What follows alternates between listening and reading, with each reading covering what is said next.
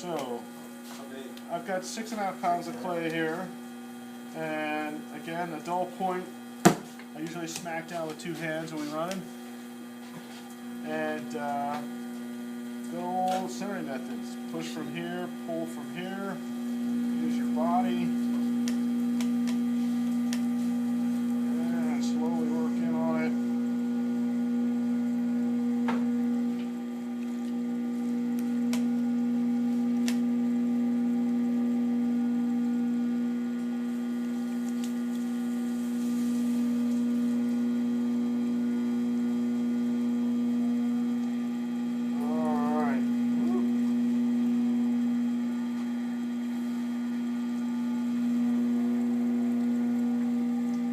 I'm centering for a bowl, I kind of like to think about how wide I want the foot to my bowl, and also what I want the shape of my bowl to be.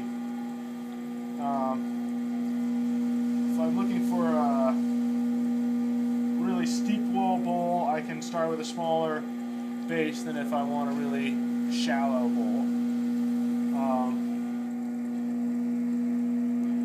Alright, so we're going to call that centered. Go for our well. Notice I'm not directly on center, I'm a little bit off center. 5/30 of center. I'm going to dive in there.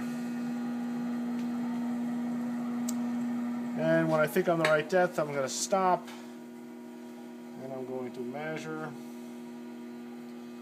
And I think I want a little bit more clay than that, so when I do my opening, I'm just going to be a little aggressive as the curve I start. So when I'm opening for a bowl, I'm going to open like this, as opposed to pulling straight out. I'm going to have my fingers in there, and they're going to tilt up as I come out. And now it's, it's a big slope in there. And if we're going to spend time making something beautiful, we don't want an S-crack, so I'm going to go ahead and compress some clay down in there. And make sure it's nicely packed down. And we're going to call that good. I'm going to go ahead and make this a little less steep in here. And we're going to call that good for now. So now we're going to collar it in a little bit. Make sure our rim, and this is the last time I care about the rim being narrower than the rest of the piece. Just make sure my rim is completely under control before I go to make my cylinder. And now I'm going to go ahead and push the clay out over that finger and go from bottom to top.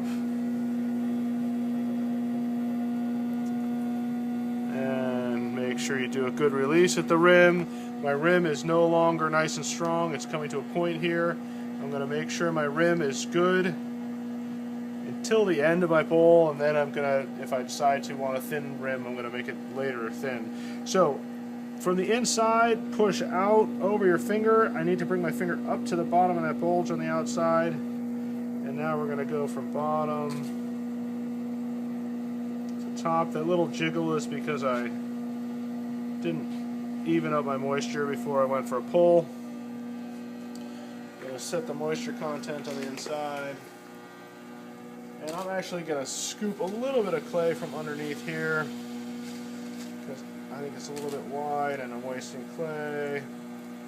But I generally leave more clay on my bowls for trimming than a lot of people I know, because 2 reasons. I don't mind trimming, and I like the piece that I get at the end better if I get to trim off what I don't want later and have the support earlier on. Okay, so I'm going to say those walls are as thin as I want them to be, and I'm going to cut my skirt off now before I go wide into a bowl. So how thin are they? There you go. I have an air bubble here. Whoever did my wedging for me tonight. Oh wait, that was me. Okay, so, and I'm also, especially for a big form like this, going to remember to scrape the slurry off the outside of my bowl. And yeah, I'm going to steal this rib over here. When I'm doing a large bowl and I'm going to be stretching way out, in the beginning I will sometimes compress the clay as I'm coming out so that I don't get the stretch marks on the outside. So I'm pushing the clay into a rib on the outside so that I'm not getting it as open.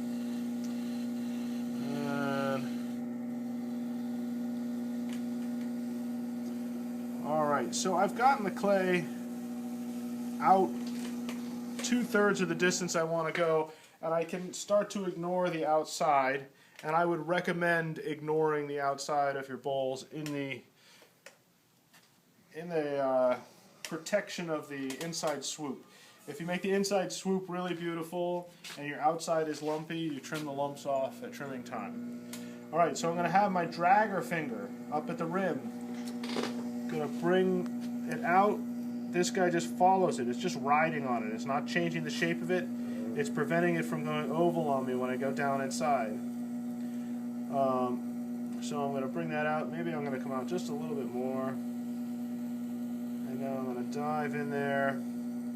And now that my rim is pretty much as far as I want it to be, I'm going to start making the belly of my bowl the shape that I want. So I'm going to work this rib all the way down to the inside. Anytime I am working from top to bottom, I want my dragger finger to be there. Inside. I mean, if I'm on the outside, that's yeah, it prevents it from doing this oval thing, right? It's right. So it's better on the inside. The job okay. is to keep it from doing that kind of thing, right? Yeah. So now I need to push that stuff out. So if I'm going from bottom to top, if I want to, I can ignore my dragger because I'm going to finish there. I'm going to finish on truing that up. And when I switch from bottom to top, I will often switch hands because it's easier for me. And I'm going to go ahead and put the belly of this bowl in here now and really give it some volume down at the bottom and sort of manage that curve so it comes to my rim. And you'll notice the wobble's all up there at the rim. By the time my rib gets there, it's all gone. It's gone. Yeah. Right, my rim is really funky, but we're going to take care of that a little bit later. I have a little shape transition here that I would want to work out, and I will switch to a single finger that's supported.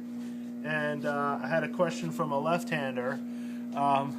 I hold on to my finger as if it's a tool, so whether I'm using my left hand or my right hand, the hand that's in contact with the clay is going to get the benefit of the support from the other hand. So they're really two hands working as a team.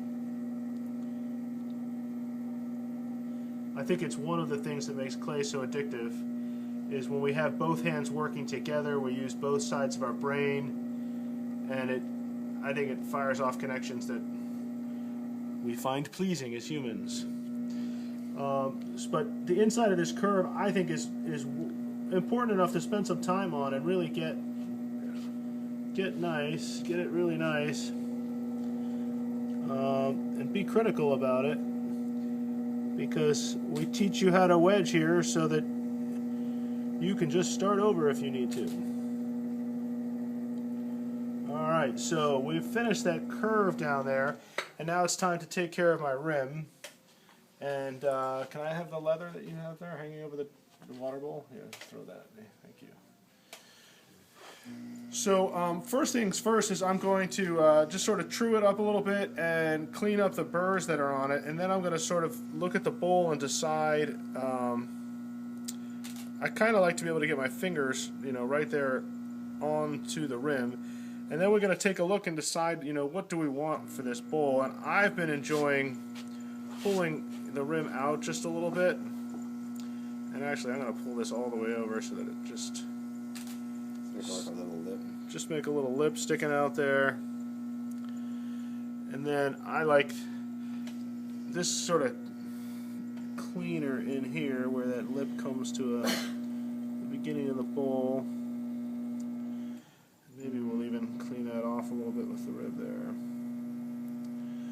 then we have a large salad bowl.